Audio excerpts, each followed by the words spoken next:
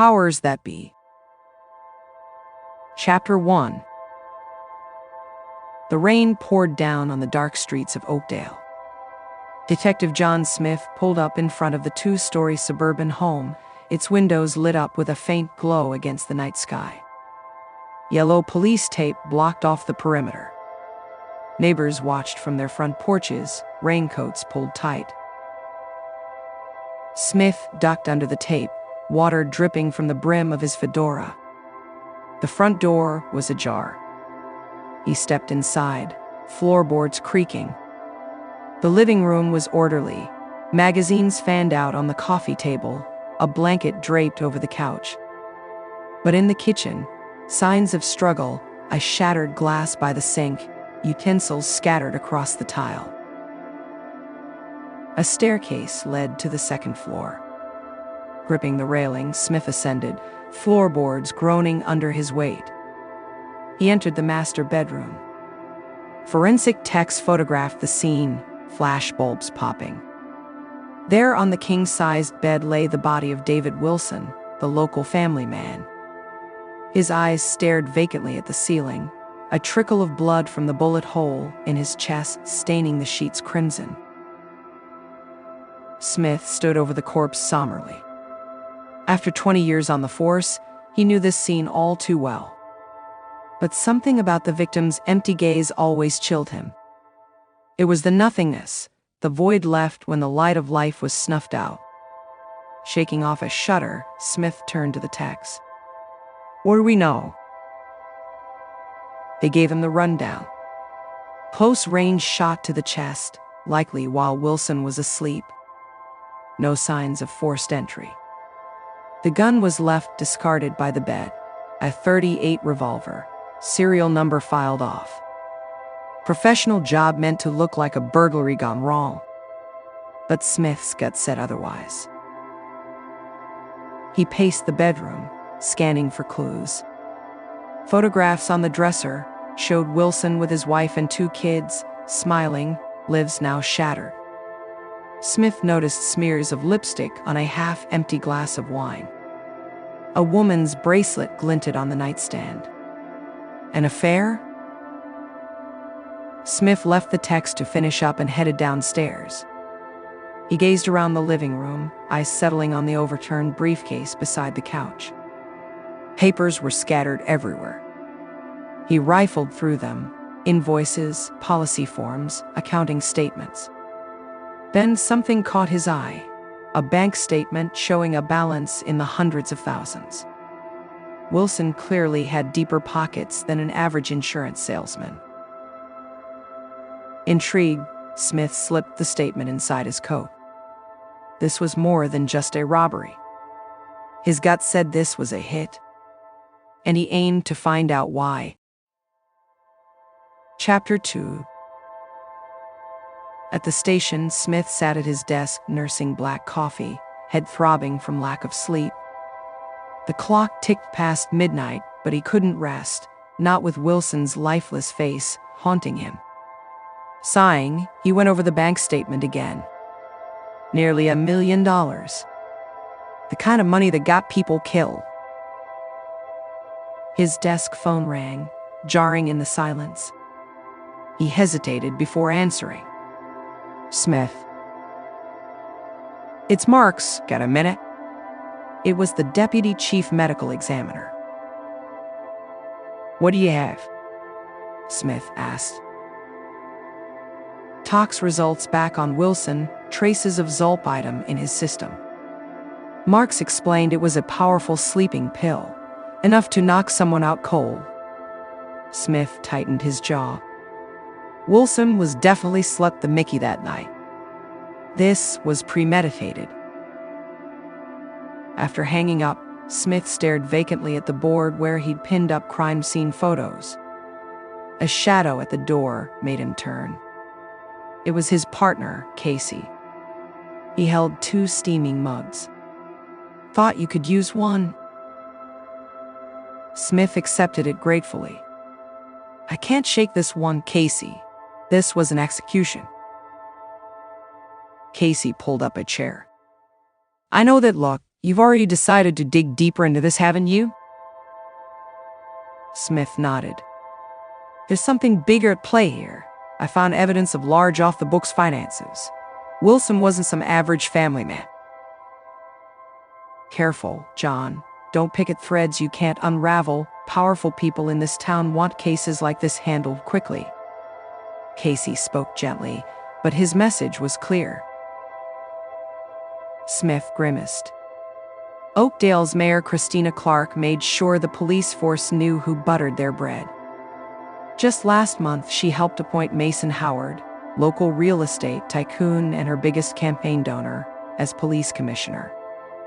The man now had sway over budgets, hires, firings. And he wasn't afraid to wield it. But Smith wouldn't be deterred. He pulled the lipstick-smeared wine glass from evidence and bagged it for prints. Casey sighed, but didn't protest. They both knew crossing lines sometimes led to the truth. And for Smith, the truth was everything, even if it meant going to war against City Hall. Chapter 3. Next morning, Smith sat parked down the block from David Wilson's office watching the front entrance. After collecting background on the victim, he'd learned Wilson was a rising star at his insurance firm, landing several high-profile clients around town, including Mayor Clark herself. Smith wondered if Wilson's success was tied to his secret finances. At 9:30, a woman exited the office, mid-30s with auburn hair. It was Wilson's secretary, Janice Kelly. Smith approached as she unlocked her Subaru. Miss Kelly, Detective Smith, Oakdale PD. She eyed him warily. Yes? Smith adopted a gentle tone. I wanted to ask you a few questions about David Wilson. I understand you were close. Kelly hesitated, seeming on edge. I don't know anything about what happened to him. Off the record then, Smith insisted. Looking around cautiously, Kelly got in her car and gestured for him to join her. Once settled in the back seat, she finally spoke. David was hiding things. Detective money, for one. I saw documents, wire transfers, huge sums. Smith's pulse quickened. It was just as he suspected. Did he say where the money came from? No, but it wasn't all business. David was smart, but he lived beyond his means. Fancy watches, casino trips, and he had a weakness for women. She looked down, pained. So Smith was right about the affair, too. What can you tell me about his relationships? Any enemies? Kelly stiffened. Watch yourself, detective. Powerful people don't want this investigated too deep. That's all anyone needs to know.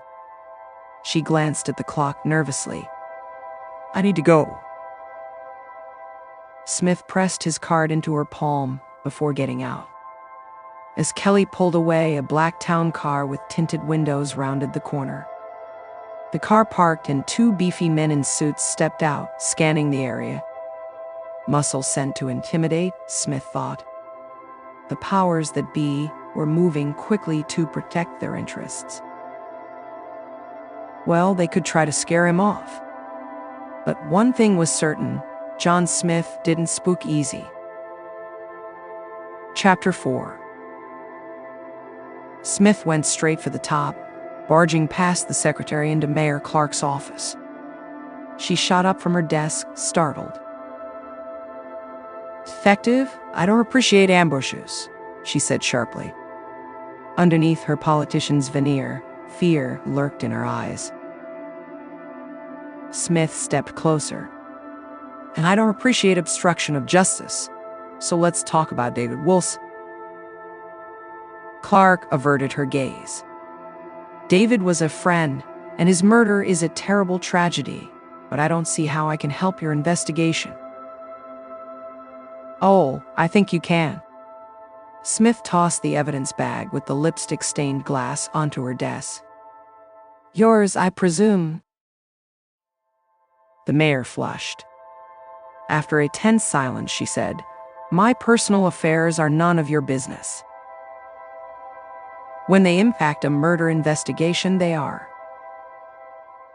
Clark crossed her arms. "Be very careful, detective. You're treading in deep waters." "Or what? Your thugs will pay me a visit too." Smith laughed derisively. "I know you're dirty, Madam Mayor, buying elections with Howard's money, enriching your lovers with city contracts. Men like Wilson end up dead to keep your secrets." The mayor grabbed the bag off her desk and hurled it, glass shattering against the wall. "Get out before I ruin your career," she shrieked. Smith held his ground. "That may work on the rest of your lapdogs, but not me." He leaned in close. "I'm going to uncover what happened to David Wilson, and if it brings you down too, so be it." He turned and left, heart pounding as he strode out of City Hall, knowing he just declared war on Oakdale's ruling elite. They'd be coming for him soon enough. He'd have to work fast. Chapter 5. Smith's first stop was Wilson's office. He flashed a warrant at the secretary and headed straight for Wilson's private room, locking the door behind him. Rifling through file cabinets, he found folders on various high-profile clients: the mayor, Mason Howard, local judges, and politicians. In Howard's expansive file, one sticky note caught Smith's eye: Offshore Holdings Limited. He pocketed the note, making a mental note to run a search later. Next, Smith turned on Wilson's computer. He bypassed the login with a decryption program, bringing up the hard drive contents. Scanning through, he discovered spreadsheets listing large payments from an undisclosed source, disguised as client premiums. Jackpot. Smith copied the files to a flash drive just as a harsh knock came at the door. "Open up, police." The voice belonged to Howard's lackey, Lieutenant Callahan. Heart pounding, Smith crammed the drive in his pocket and slipped out the side entrance just as Callahan kicked down the main door. That was close. Smith had stepped on some very big toes, and the sharks were circling now. Back at the station, Smith sat watching the encryption software run through passwords on David Wilson's cloud storage account. Casey walked by, muttering, "You're obsessed, John," before disappearing into the locker room. Finally, a password hit: Natalie, 1983. Wilson's deceased mother's name. The files opened. Smith scrolled through endless mundane documents until he found a folder titled Oakdale Holdings Corporation. Inside were records of cash payments to Mayor Clark's re-election fund, Mason Howard's construction firm, the police benevolence fund, and more. Hush money, all of it. David Wilson was at the center of an oak tree of corruption, and someone decided it was time to prune him. But who? Smith pondered the web of secrets and lies. Any number of people could have wanted Wilson dead. One thing was certain: it reached beyond Wilson himself, into the highest ranks of this town. Just then, the program decrypted Wilson's cell phone data.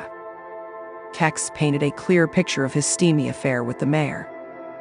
But more illuminating was the explosive argument with Mason Howard 2 days before Wilson's death.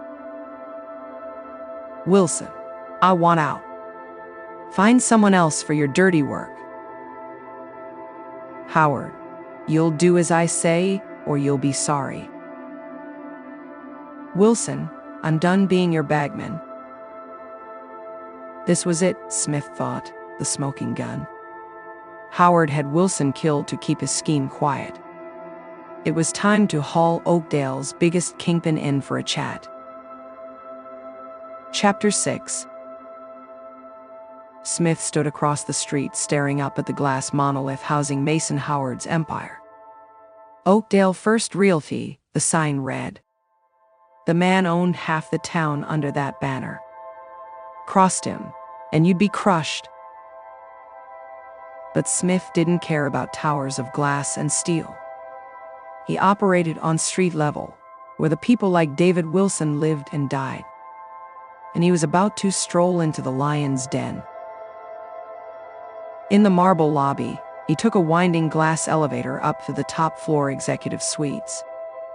Howard's secretary, an elderly woman with a pinched expression, glared at him over her horn-rimmed glasses. "Do you have an appointment, sir?" Smith marched right past her desk. "Nope, but Mr. Howard will want to see me." He threw open the heavy oak doors, entering a palatial office with floor-to-ceiling windows overlooking downtown. Howard stood at a wet bar mixing a martini. He was tall and posing, with slicked-back silver hair and a wolfish smile. "To what do I owe the pleasure, detective?" Smith stepped forward and tossed the incriminating texts on his desk. "Let's talk about David Wilson." Howard glanced at the texts, then took a slow sip of his drink. "David was an employee of mine. His death was quite a blow." "Cut the bullshit," Smith snapped. "You was shaking your money tree, and you got rid of him." Setting his drink down, Howard moved close, eyes blazing. "I could ruin you with one phone call, you insignificant little worm. The mayor, the police chief, they kiss my ring. So choose your next words carefully." Unfazed, Smith met his fiery glare. "Wilson's killer made one mistake. My guess is you ordered the hit through a proxy. Someone with underworld connections. When I find them, you're finished." He turned and walked out, Howard's enraged shouts echoing down the hall. Smith knew he might just have signed his own death warrant. But taking down Mason Howard would be worth it. Chapter 7. Back at Wilson's home office, Smith searched for anything linking him to criminal contacts who could have carried out the hit for Howard. In the bedroom closet, he struck Pater. A metal lockbox stashed in the back held bricks of cocaine, bundled stacks of cash, and a leather ledger. Smith flipped through the ledger entries, cash paid out weekly in large sums, coded names like Mr. X and Fat Tony. Wilson was running dope and dealing with dangerous people. One name appeared frequently: Hector G. A quick search indicated local drug kingpin Hector Gutierrez. Smith now had a solid lead on the killer.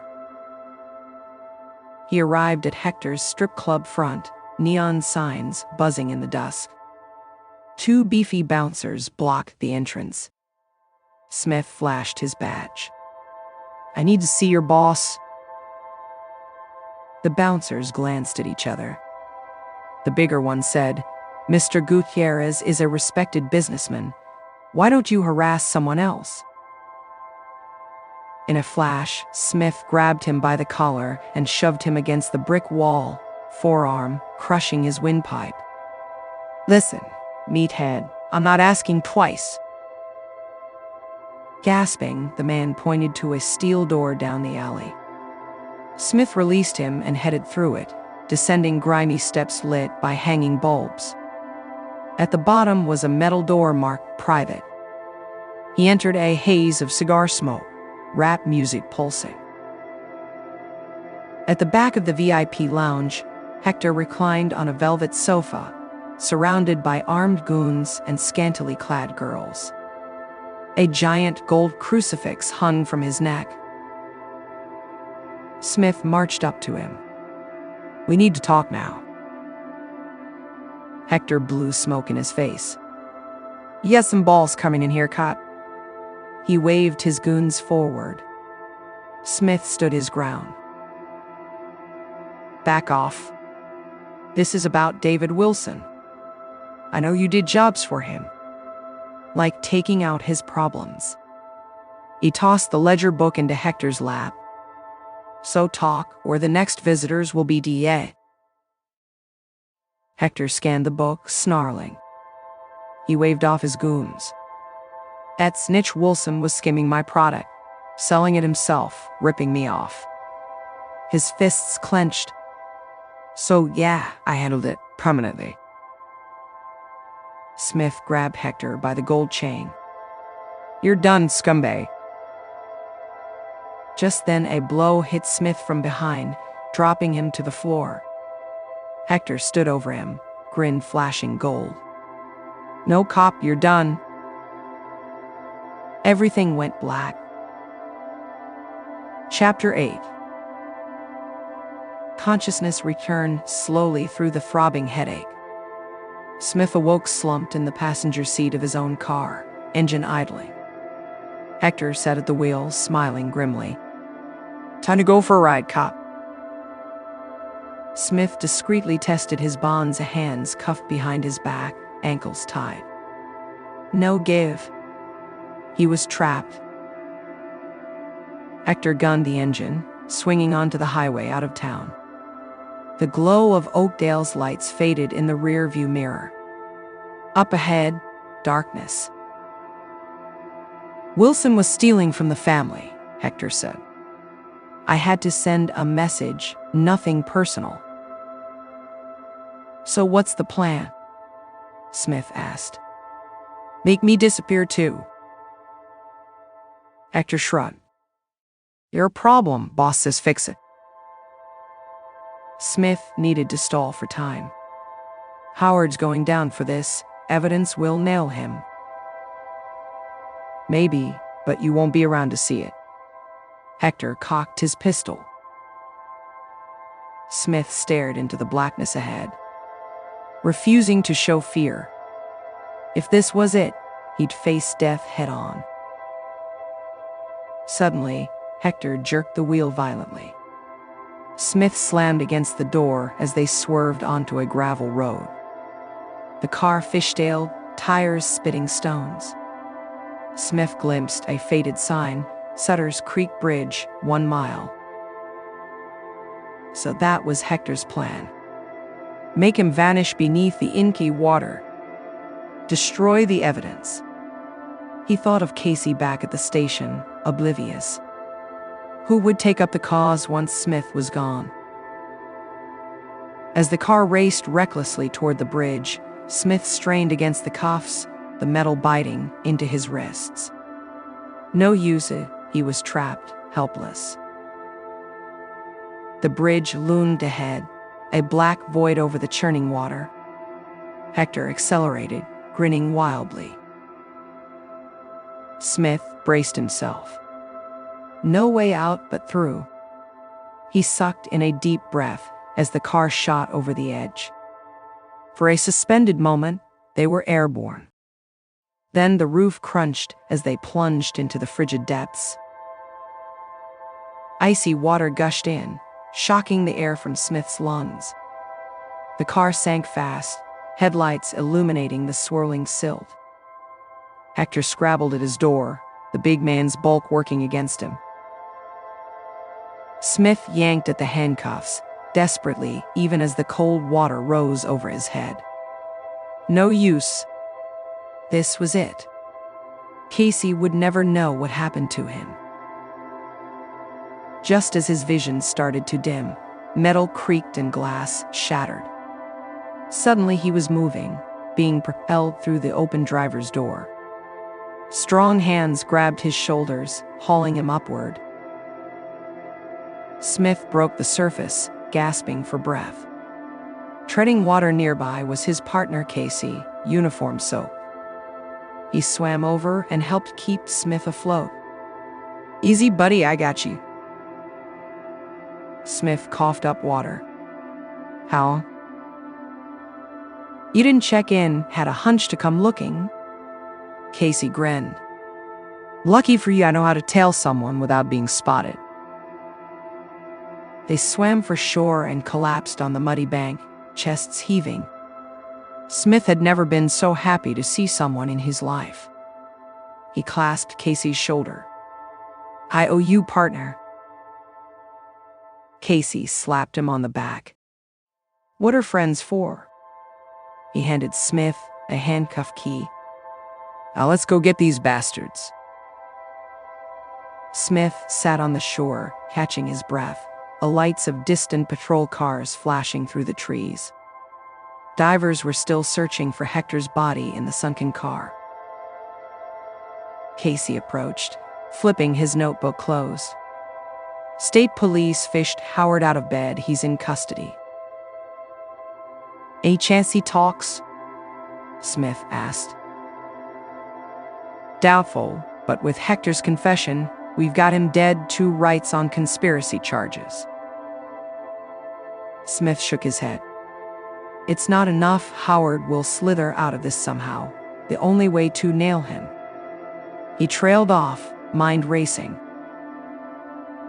Casey eyed him warily. Don't even think about it. You want to take down the most powerful man in Oakdale, it would be suicide. Ignoring him, Smith strode toward the patrol cars. Casey grabbed his arm. John, listen to me. You did the job already. Putting Howard away isn't worth losing everything. His expression was grave with concern. Smith hesitated. Going after men like Howard meant sacrifice. Maybe even his own life. But if good men did nothing, who would? He gripped Casey's shoulder. I know you've had my back, but I have to finish this for Wilson, for Oakdale. Casey held his gaze for a long moment before nodding. Just leave me out of the crazy parts. I prefer desk work. Smith smiled. No promises. Together they walked toward the flashing lights, ready for the battles ahead. Whatever the cost. Chapter 9. The next morning, Smith sat hunkered in the dim archives beneath police headquarters, files stacked around him. If he was taking down Howard, he needed leverage, evidence of the tycoon's past misdeeds buried in old case files. Smith scanned through burglary reports, homicide cases, organized crime investigations, searching for any mention of Howard's name. Haytert finally emerged in a 20-year-old unsolved murder of Martin Gentry, a demolitions contractor who underbid Howard on a downtown project and later ended up dead in a warehouse explosion. The responding detective noted odd inconsistencies at the scene suggesting foul play, but higher-ups had shut down the case before Howard could be brought in. It spelled of cover-up. Smith found similar suspicious incidents over the decades, rivals getting muscled out, politicians who crossed Howard then decided to suddenly retire. It was a damning pattern of backroom intimidation and violence. Howard had certainly mastered the underbelly of power. Photocopying the choicest records, Smith stuffed them in his jacket, returning the originals neatly to the file boxes. He would need every scrap of leverage for the war ahead. Because Howard had billions and cronies across Oakdale ready to protect him, while Smith had only his wits, his allies, and his hunger for justice. As he emerged from the archives, Smith felt eyes watching him. Glancing around the garage, he spotted a man sitting in a parked sedan, newspaper raised over his face. The man quickly looked away when noticed. So Howard already had him tailed, Smith realized. The kingpin was taking no chances. Any misstep would land Smith in the morgue next to Hector and Wilson. Jaw clenched, Smith got in his car. The time for watching his back was over. Now he was going on the attack. Chapter 10. Smith sat in his unmarked car down the block from the mayor's neighborhood. Clark was the next loose thread he planned to pull on, hoping to unravel her secrets along with Howard's scheme.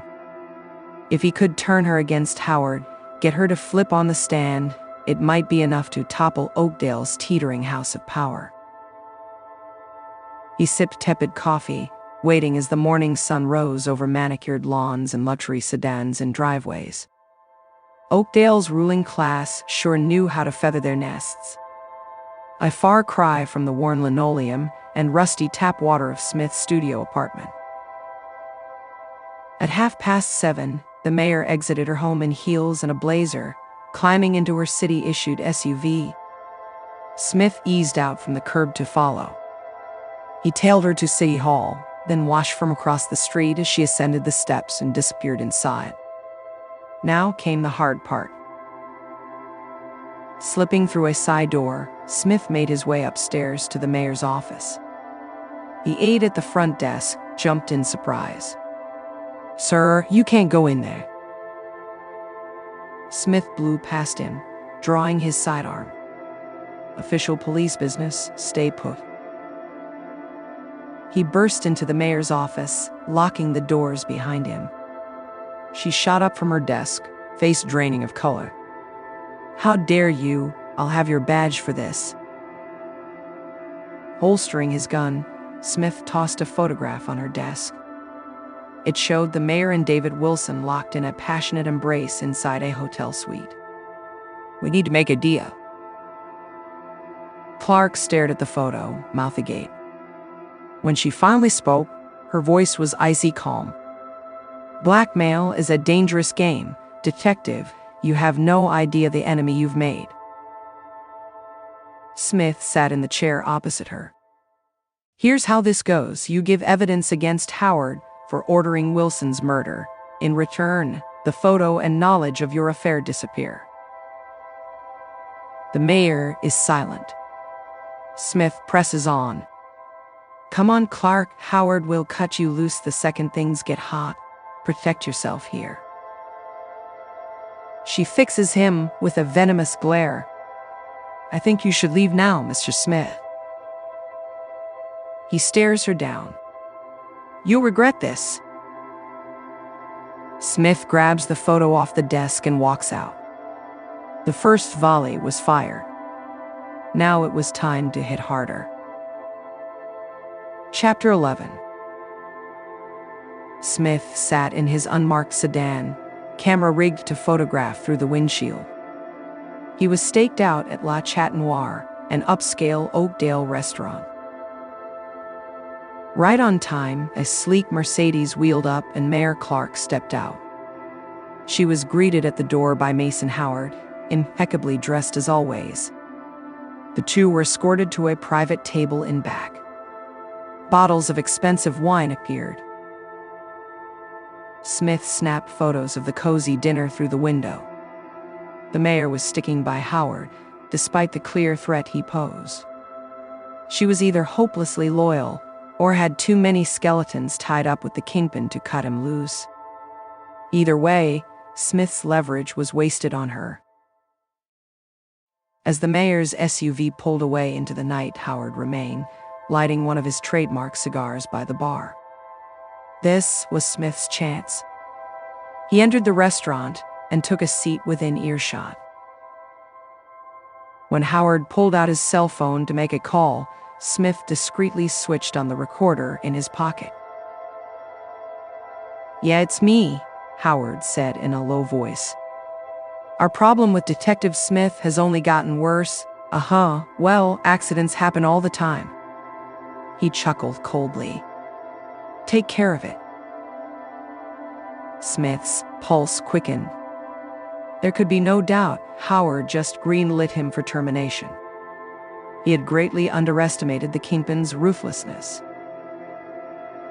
Exiting swiftly, Smith peeled out in a cold sweat. He stopped around the corner to replay the recording, hands shaking. The evidence was damning, but also the only thing keeping him alive right now. If Howard realized Smith had heard the order, death would come instantly. For now, Smith had to keep pretending ignorance while building his case. But the walls were closing in. Powerful forces wanted him silenced. Permanently. He needed an ally on the inside, someone positioned close enough to take down Howard. And he realized there was only one option left. Chapter 12. Smith rapped insistently on Casey's apartment door well past midnight. Finally, it swung open. revealing Casey bleary-eyed in a bathrobe. "Sean, what's going on?" Pushing past him inside, Smith said gravely, "I need your help, Casey. You're the last person in the department I can trust." Casey rubbed his eyes. "Please tell me you're not about to pull me into another crazy mess." Smith sat him down and came clean about eavesdropping on Howard's murder order, and a failed attempt to flip the mayor against him. Howard's untouchable without someone on the inside, Smith concluded. "I need you as a confidential informant against him." Casey's eyes went wide. "Are you insane? Howard will destroy me if he finds out." "He won't. We'll be careful." Smith gripped his shoulder. "You know, this is our chance to take down the most crooked man in Oakdale." Casey agonized, head in hands. Finally, he said quietly, "I have a family. John, 2 little girls. I can't take risks like this." Smith felt desperation creeping in. "If we don't act, Howard will keep running this town through fear and violence. He has to be stopped." Pacing the room, Casey seemed torn. At last, he turned to Smith. "Okay, I'll help, but we do this smart, no rookie mistakes." They shook firmly. Smith tried not to show his overwhelming relief. With his trusted partner on the inside, he finally had a fighting chance against Howard. Now for the dangerous part, gathering evidence without getting them both killed. Chapter 13. To Project Normalcy, Smith stopped by the station next day. Casey was at his desk, talking on the phone. He shot Smith a knowing glance as he walked by. Lieutenant Callahan, Howard's lapdog within the department, leaned against Smith's desk, eating a powdered donut. "Heard you had some car trouble out by the bridge recently. A patrol spotted it abandoned." Smith forced a casual tone. "Oh yeah, engine died on me. Had it towed to the shop." "I see," Callahan said, powdered sugar dusting his thick mustache. "Well, good to have you back." His tone suggested the opposite.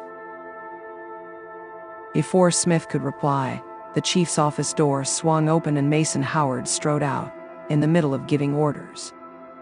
"And I want round-the-clock surveillance on Detective Smith here. Let's avoid any more unfortunate incidents." Smith tensed, but Howard passed by without a glance, his hulking bodyguards shadowing him. So the kingpin wanted to put on a show of monitoring him closely now.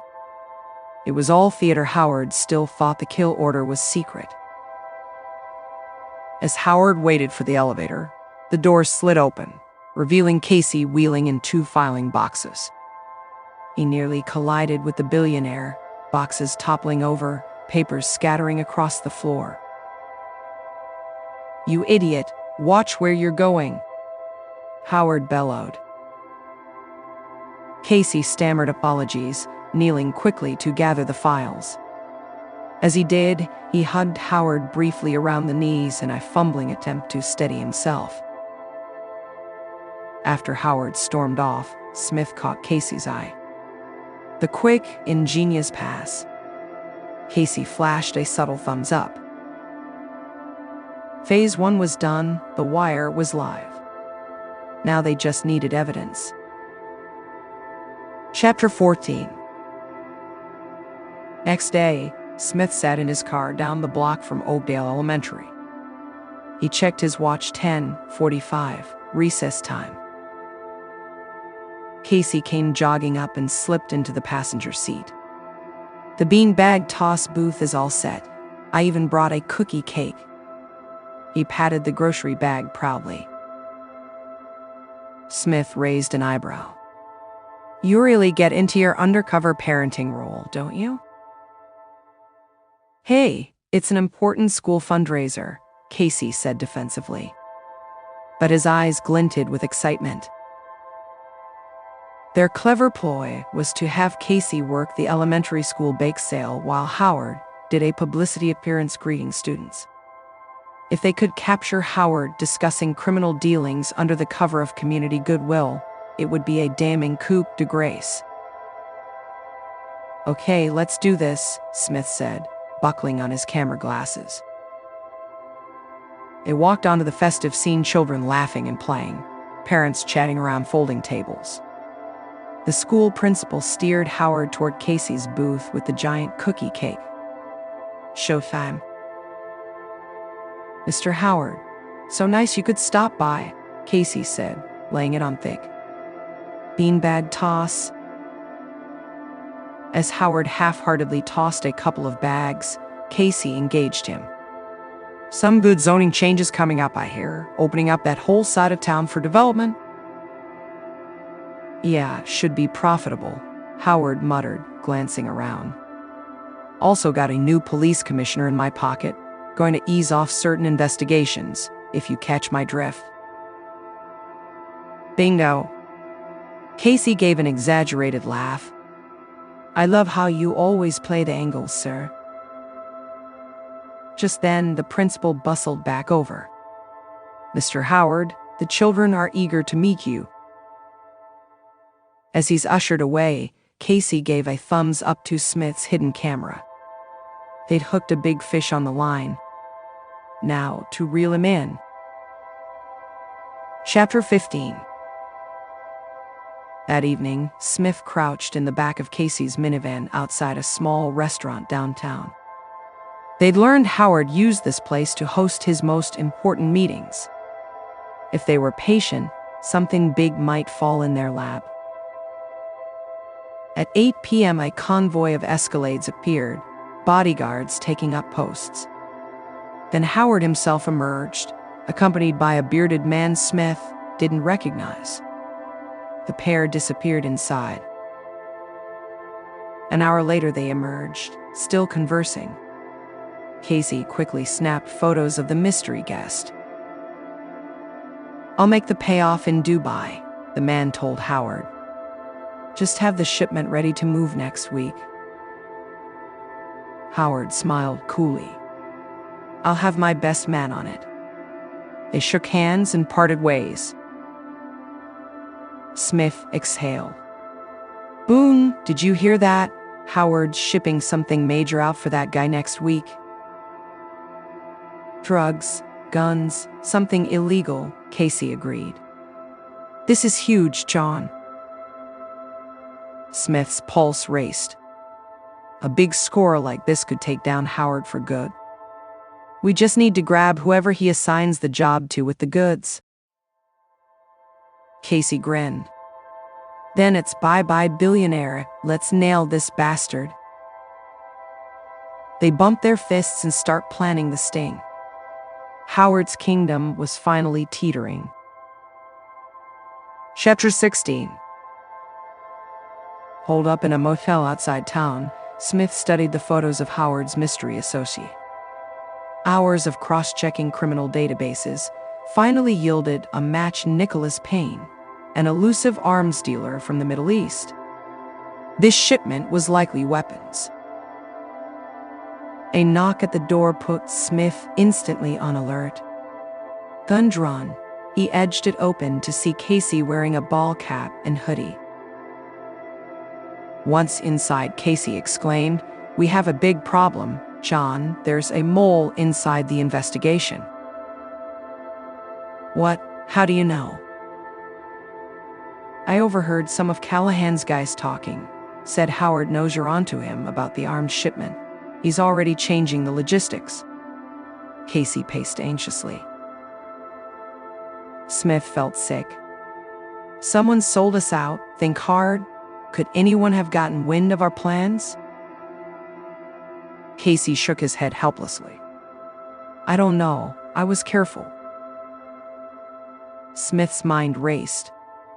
If Howard went deeper underground, they'd lose him for good. Doesn't matter now.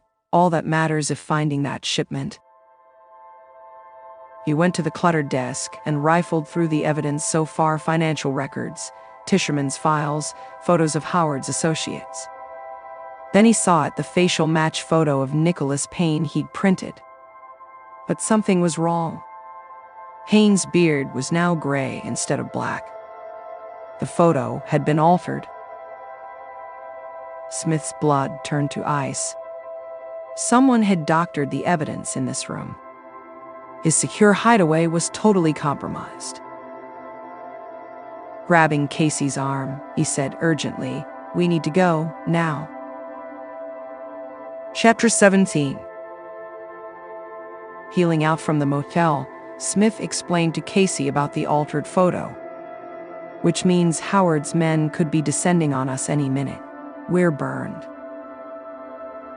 "I don't get it," Casey said, gripping the dashboard as they raced down a hill toward the highway. "If Howard knew about the motel, why not just take us out there?" Smith frowned. It didn't add up. The Kingpin had them vulnerable, why not pull the trigger? Then, with chilling clarity, he knew. It's a setup. Howard wants us captured alive.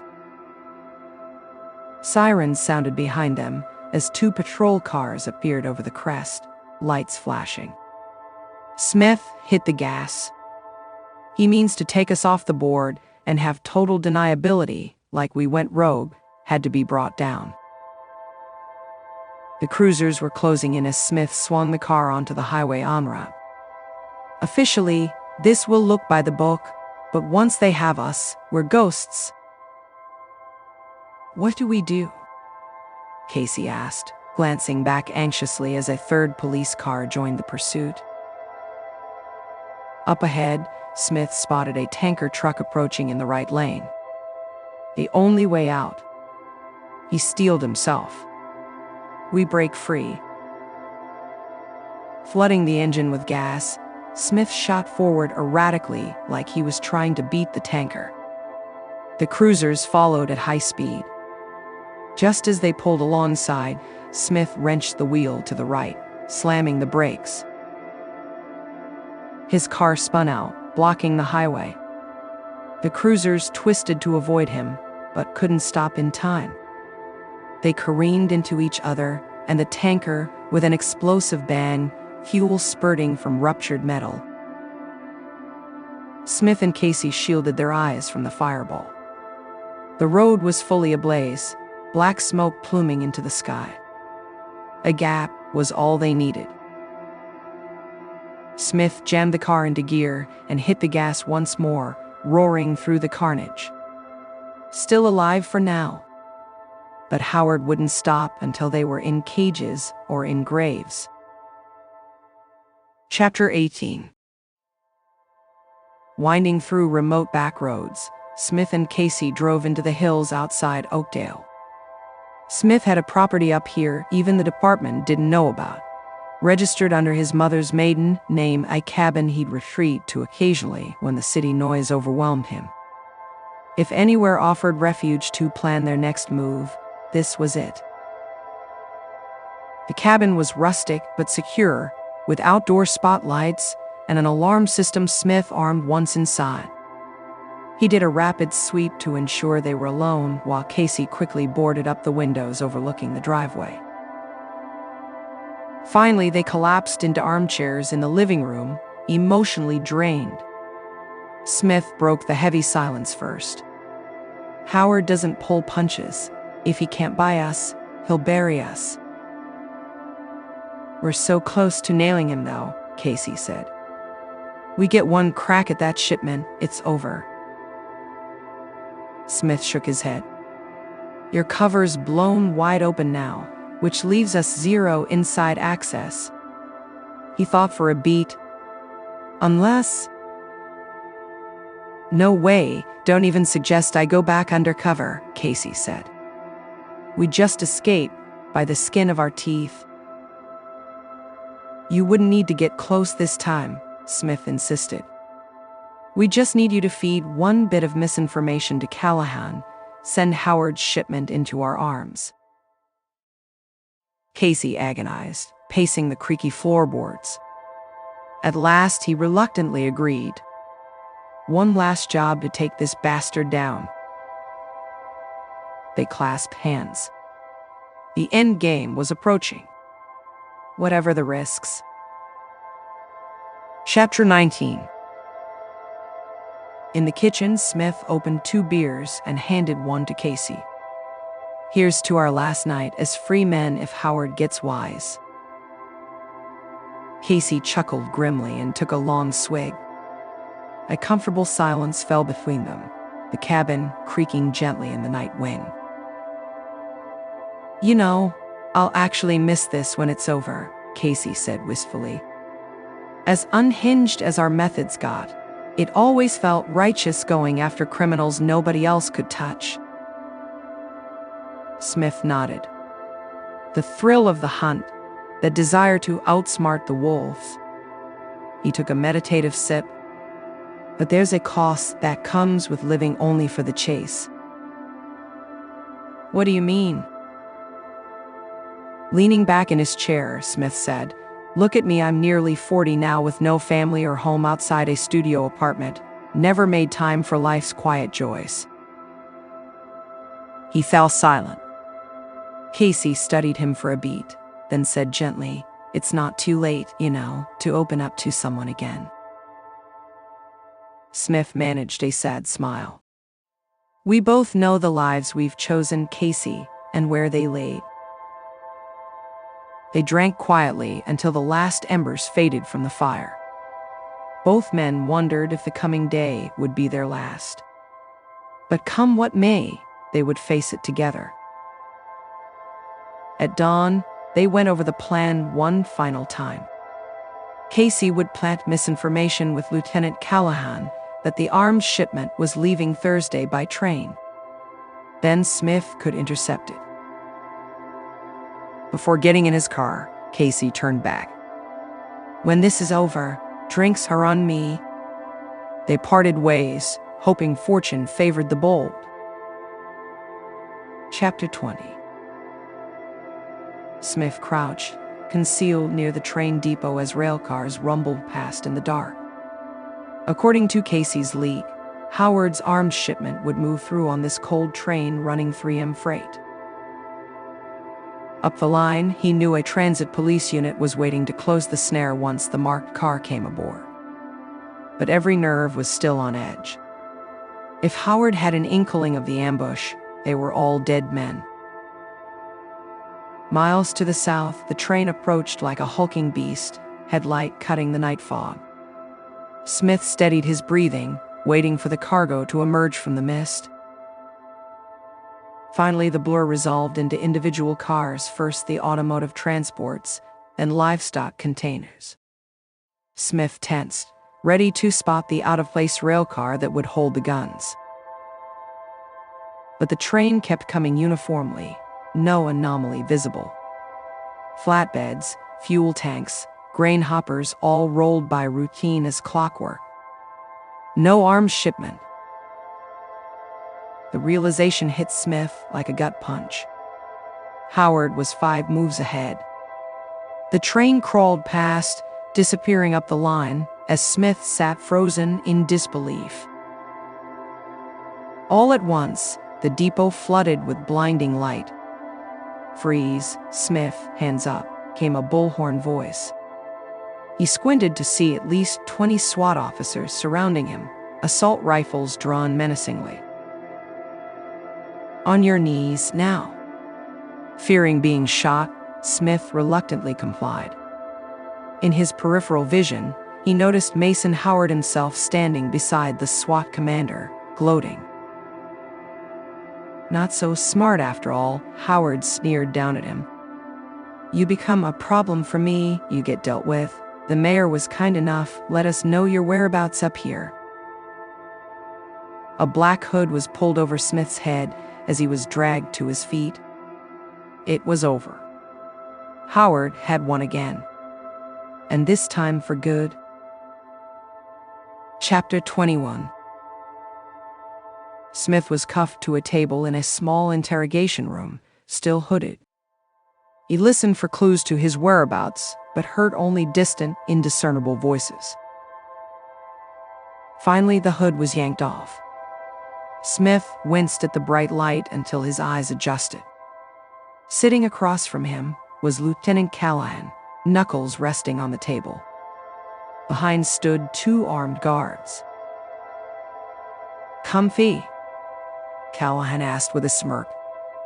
"You've caused a lot of trouble, Smith. The mayor wants this mess cleaned up quietly." Smith stayed silent, staring him down. After an uneasy minute, Callahan folded his hands and said in a lower voice, "Just tell me where your partner is. We take him out of play. You get a deal, exile somewhere overseas with a new ID. Never set foot in this town again." Smith weighed his limited options. He couldn't condemn Casey to save himself, but refusing to cooperate meant vanishing for good. Stalling for time, he said, "Guarantee me Casey's safety in writing, and I'll think about it." Callahan shook his head. "No deals until we have him. Now talk." When Smith remained silent, the lieutenant nodded to the guards. Before he could brace, a black bag was thrown over his head again, and a terrible voltage surged through him. Every muscle seized in agony. After endless seconds, it ceased. Tearing the bag off, Smith gasped for breath, ears ringing. Callahan loomed over him. "Believe me, we have much worse methods, but I'd rather keep this civil." When Smith still held out, they dragged him to his feet and down echoing corridors. A heavy door creaked open. Smith was forced into a chair again, the hood removed. He found himself in Mason Howard's cavernous office. Callahan stood at parade rest behind him. Howard smiled from behind his absurdly large desk. "Here we are again, Smith. Have you reconsidered your situation?" "Nothing to reconsider," Smith said hoarsely. "I won't make a deal with scum like you." Howard sighed. "Ever the noble policeman, but nobility won't help you now." He opened a desk drawer and placed David Wilson's blood-stained watch on the table. "In prison, snitches suffer unfortunate accidents, so this is your last chance to be smart." Smith set his jaw. "Do your worst, Howard. I'm not afraid of you." Rising ominously, Howard said, "You should be." He opened the office doors. "Send him to the farm. We're done with games." Smith didn't like the sound of that at all. But he'd gotten this far. No backing down now. Chapter 22. A black cloth sack stayed secured over Smith's head as he was transported out of Oakdale. The road turned to gravel and the air took on the smell of manure and earth. A farming region, perhaps. When the van halted and engine cut, rough hands dragged Smith out. The hood was removed, daylight stinging his eyes. He found himself staring up at a weathered barn on acres of rural land. 2 stone-faced men with shotguns guarded the doors. Where was he? One sentry jabbed his gun barrel into Smith's back, forcing him toward a storm cellar-type enclosure around the side. As Smith descended the wooden steps, the stench hit him: piss, feces, blood. He realized this was no quaint farm. It was a black site. Reaching the bottom, Smith peered between rusty iron bars into the dark chamber beyond. Shadowy figures sat slumped along the far wall. Then he glimpsed Casey among them, and his chest seized. His partner's face was swollen and bloody, but he was alive. Smith grabbed the bars, shouting his name. Casey stirred, managing a weak smile. "About time you joined me." Just then, a heavy blow struck Smith between the shoulder blades. He hit the dirt floor hard. Dazed, he rolled over to see Howard looming above him, shotgun in hand. The Kingpin's polished Oxfords seemed wildly out of place in the grime. "Like my little contingency plan?" Howard asked with a sweep of his arm. The mayor's campaign donors needed somewhere discreet to make problems disappear. A grant later, the farm was born. He crouched next to Smith. "This is where your righteous crusade ends. Just a nameless body in the cold ground." Nodding to the sentry, he said, "Finish him." As the guard leveled his shotgun, Smith glared up at Howard, defiant to the last. He'd fought the good fight, even if evil prevailed in the end. He braced for the blast that would end his watch. Suddenly, shouts and explosions erupted outside. The guard swung his gun toward the commotion. Seizing his chance, Smith lunged, tackling Howard to the ground. They scuffled violently in the muck, shotgun blasts deafening in the tight space. Then, silence. Smith slowly got to his feet, swiping blood from his mouth. Howard lay unmoving, neck twisted at an odd angle. The fight was over. Now to free Casey and unravel the whole rotten pack of cards. Stepping out into the dawn, Smith finally saw the cavalry state SWAT officers securing the area. He almost laughed aloud. Maybe good really did win sometimes.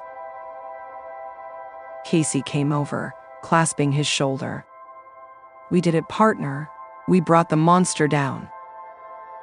Together, they walked out of that evil place into the new day. The end.